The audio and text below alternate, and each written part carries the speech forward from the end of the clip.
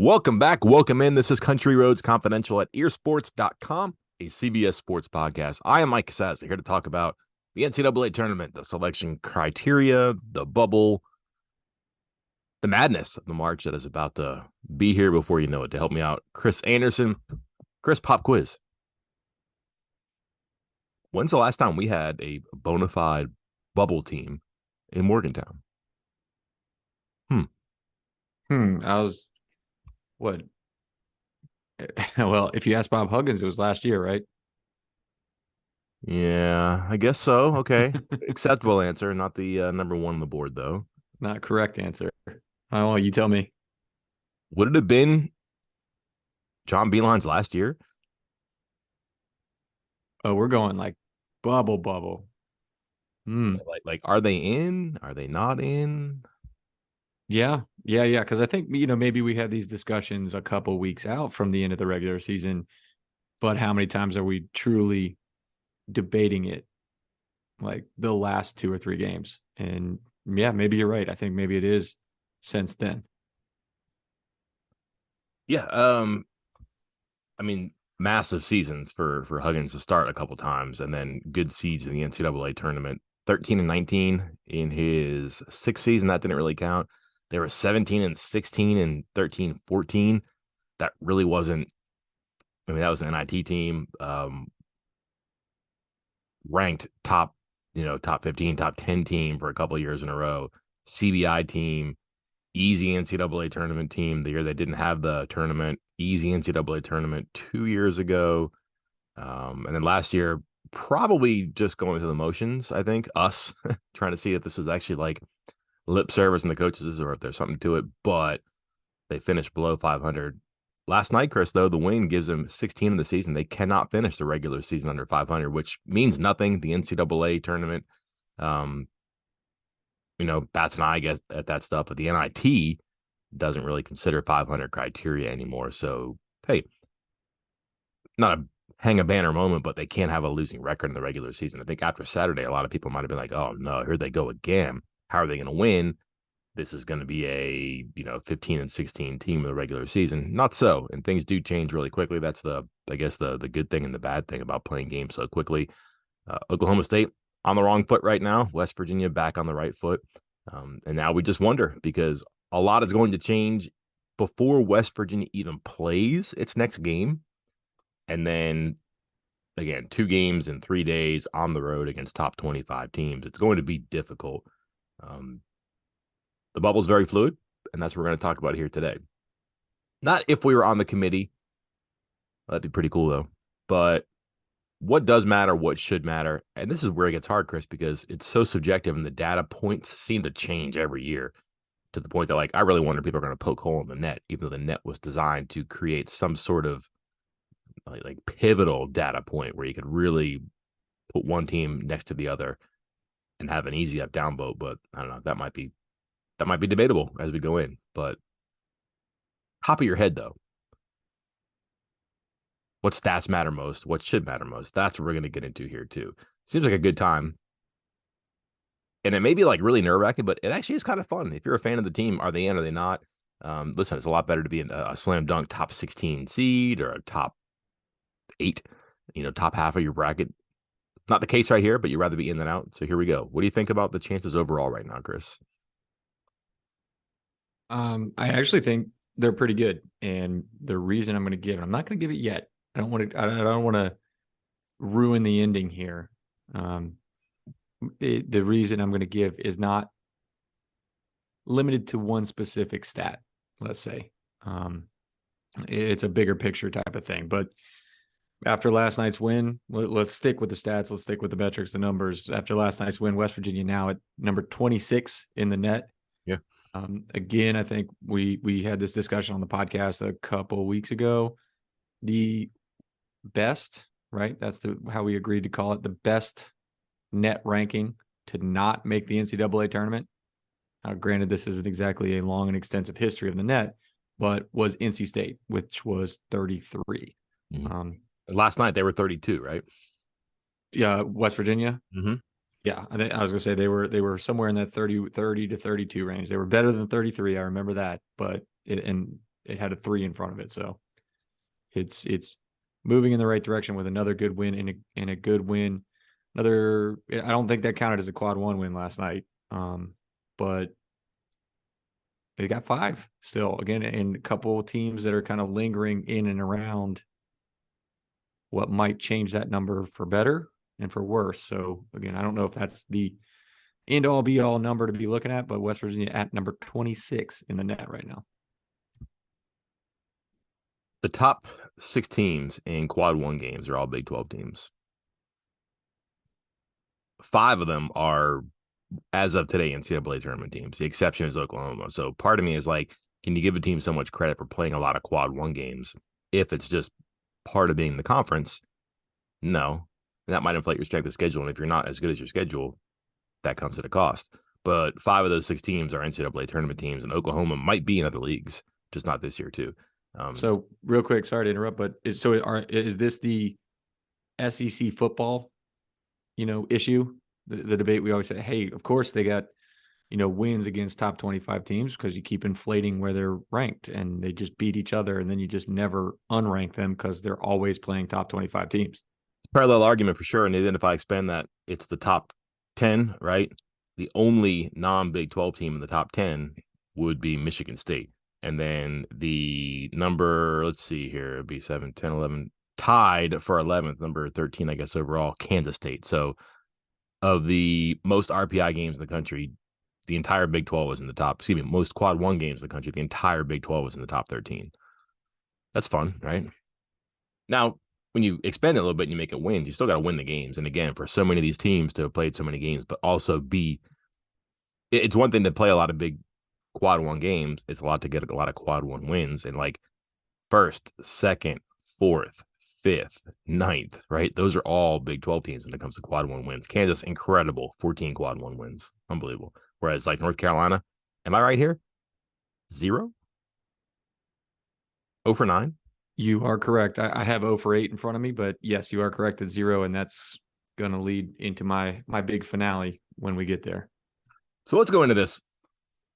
What's perception, Chris? What matters when these people sit down in this room and like, maybe we'll do this as we get closer, but it's not like just a Sunday afternoon thing. It's about a week-long process of like different drafts and ballots and a lot of people and a lot of steps in the process. But let's just say it's one large conversation. If you're starting to separate teams that are in or out or should be higher than like a bubble team, like, hey, this team's actually better than a bubble, or hey, this team isn't even a bubble, whatever. What should West Virginia feel good about, or what should teams, maybe just like expanding here, what's a worthy metric for a team? What are some numbers to keep in mind? All right. You know what? I'm gonna go for my thing right now because I don't think it's a specific metric, but it is for West Virginia. Big picture. I ask you this: if West Virginia is out, who is in? I think it's a great point. Eye test, right? Yeah. Well, and just this is maybe. And I haven't exactly, again, you said we agree it's been a while since West Virginia's been a true bubble team. So it's been a while since I've sat here and broke out the spreadsheet and compared resumes and done all this stuff. But you look at the teams and I'm going off of Joe Lunardi and Jerry Palm's bracketologies here and picking the teams that they have like the last 4 buys, the last 4 in, the guys playing the first four out, next 4 out. It's like 16 teams basically. And you compare West Virginia's resume to theirs, and it's a joke. Like, it's not even funny. I mean, this is one of the weakest bubbles I can ever remember, which, yeah, I don't want to go on too big of a tangent about, hey, let's expand this to 96, 128 teams or whatever. But like, are there even 64 good teams this year that warrant, replacing West Virginia at this point? So let me ask you, how do you make that statement right now? What make you so confident? I'm not arguing with you, but I think it's an interesting point, which again, that may be like a brown paper bag thing for fans right now. I'd be like, okay, not the best position, but maybe the best of a weak bubble. Where do you look? What do you see that makes you say, you know what? Not a great year for the bubble. So I'm looking at really, I mean, again, we're using metrics like net. They're better than everybody that was in that 16 teams. I'll rattle some of the names in a minute, but I think the only other team that is in the top 30 of the net that is in this bubble area of these 16 teams is Boise State. But then you look further into Boise State's resume, and they have how many quad one wins? One. One quad one win. West Virginia, they have 5. Out of all 16 teams that are in this little bubble area, West Virginia is tied with the most with 5. You start putting these in and sorting all of these different categories, the net, the quad one wins, the quote unquote bad losses. And again, I don't even consider quad 2 losses bad, but we're going to call them bad for right now. Anything that's not quad 1 losses, West Virginia has 1, and it was a quad 2 loss. Everyone else has multiple. Some of these other teams that are on the bubble that are with West Virginia have 5, have 6 bad losses in these quads. And at the same time that they're having 5 and 6 bad losses, they have like 2 good wins. Those are the teams I'm looking at. I'm like, how are these teams even in consideration for the bubble with that kind of stuff? But here they are on basically every single person's, bubble sheet right now. The conference tournament week is going to be pretty interesting because I look at the Mountain West, for example. That's probably a multi-bid league. Actually, there's no probably about it. It's going to be a multi-bid league, but how multi, And if you look at how the conferences are ranked this year, it's above the ACC. Does that mean it's going to get more teams in the ACC? Probably not. Maybe we'll see. But if there's an upset in the tournament, but if the upset's a real upset and like an NIT team wins that tournament, are they going to get their full complement of NCAA-worthy teams in? That's why it's so hard right now, because if you are one of these last handful of teams, which could very well be West Virginia, and you're hanging on like what's going to happen to like Nevada, places like that in that tournament over there, that's going to be kind of like a little bit nerve-wracking, I would think, too. But I don't know. We'll see here. Another concept here that I think is important, and I don't like that it can be devalued, but again, the net was created to more or less streamline things and to combine data, put together a formula, and say, here's how we're going to look at teams. That's fine. But what concerns me, Chris, is that it does not, like I said, eye test, and you said, what team, if not West Virginia? That's somewhat eye test. It's subjective. That's the personal human element. The net doesn't do that, but the net also doesn't care when you win games.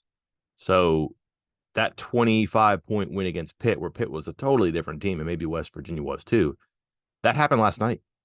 Or that happened, whenever they run those numbers. It doesn't really matter. I think that win is maybe not as impressive on November 11th as it might be on March 11th. But I wonder if people might dismiss that. And then I wonder if people might say, in Pitt's favor, well, Pitt lost that game. That's a totally different Pitt team. True. So does that help Pitt out? And does that hurt West Virginia? But also you look at like Texas Tech has played pretty well. West Virginia beat them. And then let's just say that West Virginia puts a couple wins together here and Oklahoma State is on the outs. Well, Oklahoma State's lost 3 in a row, but lost to Kansas, TCU, West Virginia, and I know it could be Texas Tech, and I think they have Kansas State left. Some good teams there. And that's inevitable, I guess, you're in a conference like this because you're going to run into good teams. But to what extent do you think like last 10, last 7, or when you beat a team or when you played a team, how much should that matter? Because again, in the computer's mind, it doesn't. And a lot of these selection people will use the net, but a lot of the selection people will have eyes. And again, there are people who are in the conference that a team is going to be pulled from. And then you're going to pick out a Pitt or a West Virginia, and whoever the ACC rep is, they can't be in there when they vote on the team and discuss them. They can answer questions. So, for example, if Ren Baker is, which I have an anecdote for Ren Baker in a minute, but if Ren Baker is on the selection committee, he can answer questions about Big 12 teams or whatever. And he's going to say, man, this league is hard. And it's going to make what they've done recently seem much more valuable than what happened in November. So that's the human element here, too. So how much do you think when a team won or what their form was early in the year is versus what it was late in the year? Because West Virginia's first 10 games, 8-2. Their final 10 games are not going to be 8-2, but one of those teams exists. One of those teams is going to get upvoted, downvoted for the tournament. And to me, that's kind of fascinating. Yeah, because the final 10 used to be, I don't want maybe a major criteria, or at least a criteria for deciding who got into the NCAA tournament. And I do think it has to mean something. But again, also has to take into account that of who you're playing. Like you were just saying, like West Virginia is playing the toughest league by far in the entire country right now. And Pitt, you can say, are they better now than they were when West Virginia played? Because, or you could say, my counter argument would be Pitt played West Virginia. West Virginia's a good team. And now Pitt looks good because they're playing in the worst of the major six, or like what, the seventh, eighth best conference in the country right now. Mhm. And they're beating the crap out of teams that aren't very good. So that would be my counter argument to that. If I were a West Virginia rep sitting in that room, but or not a rep, but somebody who, a proponent, somebody who thinks that West Virginia should be in, that would be my counter argument to that, because is Pitt playing better, or like, and it just seems wild to say this, after the history we know with that conference, or is the ACC just so bad that Pitt looks good now? I'm not sure. Preseason number one, not in the conference, the country might not make the tournament. North Carolina. Is that going to be because the ACC is a bad conference and the Tar Heels are representative of that? Or is that going to be because it's a tough conference and the Tar Heels got everybody shot every time they went out on the floor? It's UNC, but it's also the preseason number one defending national runner-up. I just have a hard time believing that if you're going to get UNC on the line with somebody for the final bid, that's not going to be the preseason number one. The team that played the title last year, the team that is UNC, I just have a hard time they're going to look the other way on that, but I don't know. We'll see. Can I read you some things that I've cobbled together for what doesn't matter? Go for it. And what does matter? Here's a good question. Which one do you think this is? Does matter, doesn't matter? Conference record and standing. I think it doesn't matter, but it's not officially not criteria. Okay. And different things like tournament history, coaches tournament history, appearances and height of the top 25 poll. That's out of here. I'm trying to make sense of my notes here. Whereas important games by quadrant, records by quadrant, both away, home, and neutral. All the strength of schedule stuff, and neutral records. Here's where you get kind of a bit subjective. The average rank of the opponent you beat in the net versus the average rank of the opponent you lost to in the net. That's great news for West Virginia because they can't help but win games that are high against the net, but also their losses are all very good. Would you say like 10 of their 11 are net one or quad one losses? Pretty good. I can give you those numbers, at least compared to the 16 teams that I talked about being on the bubble. Mm-hmm. West Virginia ranks 4th in average net win, like the average ranking in the net for their wins, and number 1 in average net loss, with an average net of their loss being 23. Mm-hmm. Okay, that's pretty healthy, and that's going to separate them if this isn't, in fact, something that they value and they wait.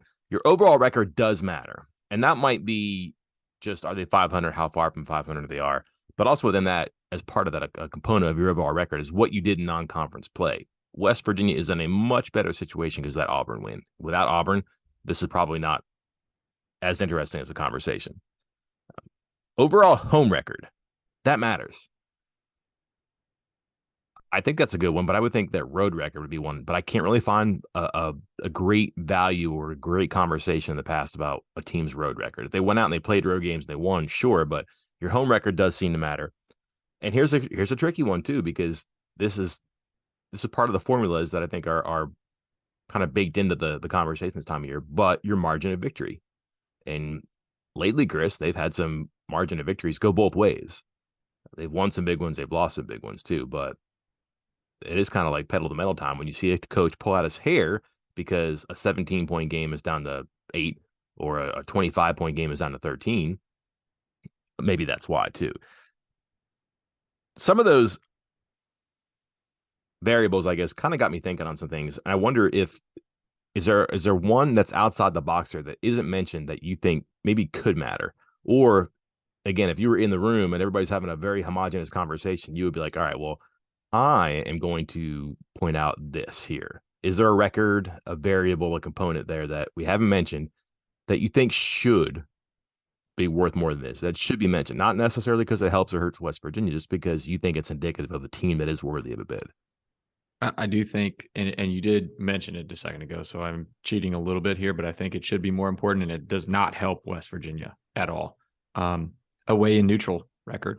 I think that should be of somewhat significant importance when deciding who makes the NCAA tournament. I think, obviously all these games are going to be in neutral sites, and you're trying to find the best team, and that a big variable, like when you're playing neutral sites, especially they're neutral. A big variable can be your home court advantage, can be, and Bob Huggins is, he's not shy to point out which places are easy to play in and which ones are difficult to play in. And, was it the Kansas State where they lost earlier this year, right? And he was like, man, this is not a place we need to be losing because there's just no crowd there. Was that Kansas State or was that TCU? That was Kansas. Well, both of them really, but Kansas State was that December 31st game. They played a bowl game that day. It's New Year's Eve. Who's going to be there? Oh yeah, right. And so I do think that is of some importance there, because I think your record can get inflated by your home record, by having a nice home crowd. I mean, you look at the Big 12 specifically, home records going down the standings: 13-1, 15-1, 13-2, 14-1, 13-1, 12-4, 11-3, 12-4, and we know that a lot of that is because these non-conference games against some weaker opponents are all home games. They're all home games. Very rarely are they away games. They're never away games. Sometimes they're neutral games. So the fact that the committee, because you mentioned home records is something they look at, right? Did you say that? Yes. I would much higher weight a team's neutral and away record than I would their home record. Okay. Let's go for a walk here. I think losing streaks are something that I would look at. Now, it's inevitable, I think. Teams are going to have bumps. You're going to play in a really good tournament in November. You might go 1-2 and lose 2 games in a row. You might go 0-2. You might have a couple Saturday, Mondays in conference play where that's very, very hard. And man, in March, they're different than they are in January, too. February, they're different than they are in January. I think losing streaks kind of matter. But sometimes I look at teams and I see what their record is after a loss. And if you have 7 losses, but 4 of them came in a row, well, that's bad. But like, you won your next game after the other losses. That's pretty good. If you got 11 losses, but you had a 5-game losing streak and then a 3-game losing streak, that concerns me a little bit. I don't know if this is worthy or not, Chris. Like you tell me here, but if a team can lose a game and turn around and quickly get 1 or 2 wins in a row, if a team loses 3 in a row 3 different times, if a team loses 5 in a row and then later 3 in a row, does a record after a loss say much about a team, at the end of the season here? Because again, it could be very, very subjective where you look at a conference and say it's much easier to bounce back in the ACC than it is in the Big 12, but a really good Big 12 team might not lose all of its games in 2 batches too. It might find a way out of the trouble before it gets deeper into it. So I wonder about not necessarily losing streaks, but your record after a loss. I don't think it's a terrible thing to look at, but you're really going to have to, and this is probably asking too much of the committee, to really look through it with a fine-tooth comb, because we talked about, for instance, West Virginia's situation where it was like the Texas and Baylor back-to-back, where it was like, yeah, Baylor, that's just and Texas had extra time to prepare. And you just looked at those 2 games. You're like, well, those are scheduled losses. Like those are 2 top 10 teams. So you're already going to have a difficult time beating them. And then the schedule is just screwing you. I mean, you look at Oklahoma State last night, one could argue that was a schedule loss for the Cowboys, because they had to go on the road on Saturday to play top 25 TCU, got routed there, gave up 100 points, and then had to immediately fly to Morgantown to play West Virginia on Monday night. So, yeah, I don't think it's a bad thing to look at, but you really have to ask these committee members to look over things with a fine-tooth comb for instances like that. I think if you're having a conversation about a small number of teams, you can do that. But when it comes to getting all 68 teams, no, that's absolutely not fair. But I think if you're trying to pick which one's better, well, this team was great until they hit a 5-game losing streak, or this team was going along and they had, a couple Saturday Mondays and they stumbled. Like, I think there's a way to make sense of teams like that. Whereas if you're just playing Saturday, Wednesday, Saturday, Tuesday, it's probably a little bit easier. And if you're playing, some of these, look, this is where the unbalanced conference schedule can really come into play too. I mean, that might be something you look at too. Like, wait a minute, this ACC team played 20 games. That's more games than 18, but boy, they played the bottom of that conference a couple times. They got 6 wins against the bottom 4 teams, and you can make sense of it that way here. We can close with this, Chris. NCAA publishes their team sheets at the end of every year, and this gives you some insight into what we're doing. So you can pull this up, you can Google it, you can do whatever you want, but they usually release these things right after their selection committee puts together their field. And here's what's on them. And it doesn't mean this is like what they use team for team on a comp, but here's the data they put together. Record, of course, against Division I teams. Record against non-conference teams. Road record. Go figure, right? Strength of schedule by the net. Strength of schedule by the RPI. Average rank of the team you beat in the net. Average rank of the team you lost to in the net. And then quad 1, 2, 3, and 4 games broken down by overall record, home record, road record, neutral record, and quadrant wins by non-conference, which is a good point that I wish I mentioned earlier too, because you really have to gamble and guess on some of these non-conference games, because that UAB one, for example, for West Virginia has gone up and down this year, but that could be really helpful in the end.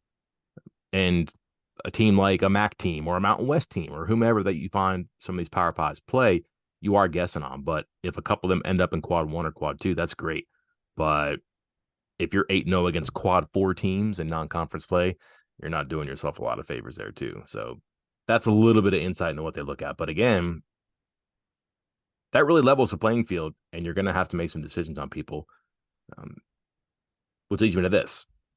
What should West Virginia feel good about, worried about relative to their situation and their surroundings as we go into these final 3 games?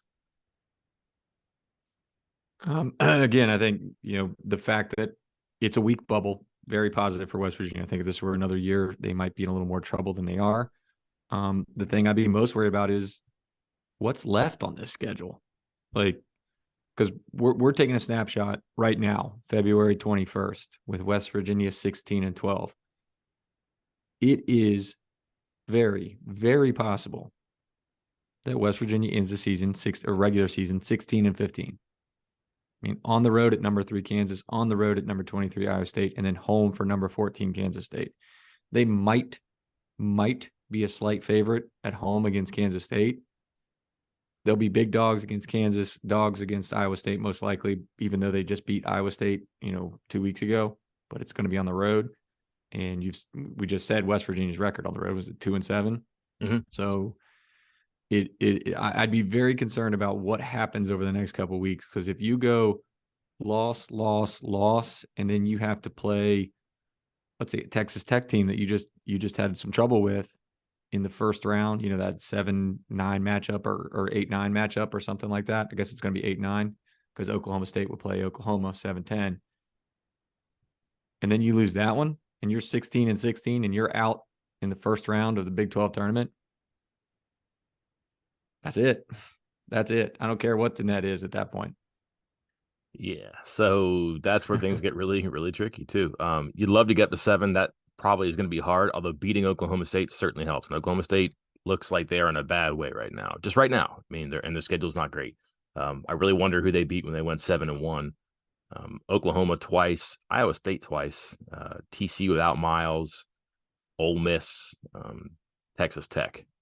That's not really murderer's row, especially when Texas Tech was down and you had TC without Mike Miles. And they've gotten beaten badly the last 3 games. They've been down by, I think, 20 in all 3 of those games. That's not good. West Virginia, a 27% chance to win at Kansas, a 30% chance to win at Iowa State, a 65% chance to win against Kansas State. Independent of other results, which makes this completely just a ridiculous exercise because it means that no other games happened. But if they go 1-2, Bart Torvik has them as the 6th team out of the tournament. There'd be 5 teams above them left out of the field. They'd be 6. If they win one of those games, that I mentioned as losses, Kansas State or Iowa State, they're looking at like 9, 10, 11 seed, depending on which one it is when it happens. That's how different one day, one game can be. And that's what makes you kick yourself about a game like Texas Tech or, I don't know, Oklahoma more than a month ago. 3 games to go. Reason to feel good, reason to feel worried, but it makes it exciting at the end of the year here. Anything that we did not cover or uncover here, Chris? This is a broad conversation that went in different directions. I don't want to leave anything on your notepad. I have something on my notepad. There was a moment around the 12-minute mark where you said, I have a story about Ren Baker that I want to tell. Yeah, I haven't heard it yet. I wouldn't worry about an NIT bid because Mr. Baker is the chair of the NIT selection committee. Home cooking there, right? No one's going to look at the chair and say, listen, your team that's, 17 and I'm sorry, we're not letting them in. They were too good and it's not fair to us, the NIT teams. I think he's going to have some clout in that room. But also, I think he elected that position 2 years ago. So he knows his way around that room. Maybe it's here. Actually, it was in August. So this will be his first tournament in there, but he's been on the committee before. This is his first year as the chair. He was selected at North Texas. He's at West Virginia now. I think we'll write a little bit more about once we get closer to how the selection committee works. I think a lot of people think that they sit down in a room on Sunday and do all this stuff, but it's a lengthy process. It actually gets started about 10 days from now too. So that should be interesting. But Ren Baker will not be in that room. He'll be running the NIT phones and trying to figure out who gets into their field. And maybe that will not include West Virginia. We'll see in the future. Now, anything else, Chris? I opened the gate on Ren Baker. You closed it. No, that's it. For those listening and for those that are on the board, I'll post that little spreadsheet that I made with some of the stats I was talking about with the bubble teams. And I'm also going to include your losing streak number, Mike. I'm looking them up as we speak right now because I think that's pretty interesting. And let's just say West Virginia's longest losing. I'm picking the longest losing streak. West Virginia's was 5. I'm about halfway through. It's not the best number out of these 16 teams. I'll say that. Yeah, and again, when did that happen? That happened at the beginning of the conference. And granted, I think they're 6-5 since then. That's not great. Better than 0-5. I mean, but if that happened now, you'd freak out. Like, oh my God, lost 5 in a row. Net doesn't care. The humans would. And if you said, well, they lost 5 in a row, but yeah, that was a long, long time ago. That could work in West Virginia's favor. That could hurt other teams. We'll see. Glad you like that one. I spent some time thinking about that. Well, it is interesting because I think it does tell you something about a team. I mean, regardless of how difficult your schedule is, if you're losing 5, 6, 7, 8 games in a row, unless there's extenuating circumstances, it tells you a little something about the team. It's also very hard to lose that many games in a row and then be in the conversation. So this is not a participation trophy, but hey, kudos to West Virginia for getting back into this because 0-5, there were some times it didn't look very good and they got themselves back on track. That's fine. A lot to happen, a lot to talk about, a lot of time between now and the next game. We'll keep you abreast of the developments as other bubble teams move on or off, if things burst, if things blossom. We'll figure it out. Find you online, earsports.com. Until then, I'm Mike Casazza. And I'm Chris Anderson. We will talk to you next time.